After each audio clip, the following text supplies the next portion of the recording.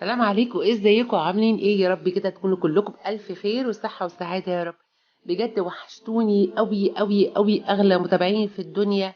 والله العظيم انا اسفة ان انا اتأخرت كل الغياب ده. فان شاء الله بعد كده مش هيحصل، وهننزل فيديو بإذن الله يا رب كل يوم.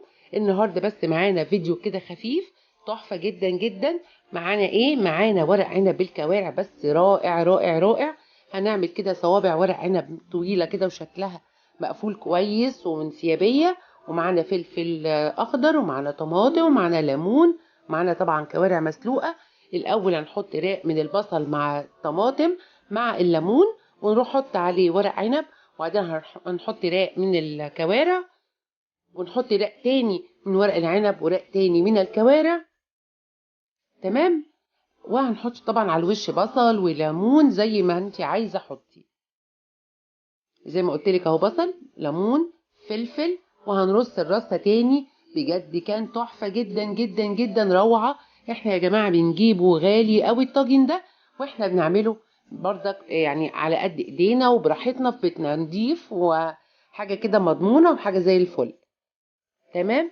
طريقه السوا بقى، احنا هنحط طبعا هنسقيه شوربه، بس هنخلي الرق الاولاني من ورق العنب، الاخير اللي فوق واضح، مش هنغرقه كده شوربه. تمام. هنحط بردك على الوش اللي انت عايزاه، زي ما قلت لك، هتحطي بصل، هتحطي فلفل، هتحطي ليمون، اهم شيء الليمون. ورق العنب يا جماعه بيحب الليمون جدا جدا جدا. وحشتوني والله العظيم، وحشتوني. بجد انا غبت قوي بصراحه عنكم، وانا مضايقه من نفسي اساسا.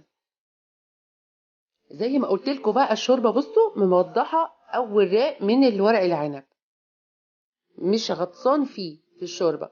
طبعا هنغطيه بورق فويل، عايزه تحطي راق ماشي، راقين ماشي، براحتك. كل ما تكتمي الطاجن يبقى احسن ويستوي حلو. هياخد في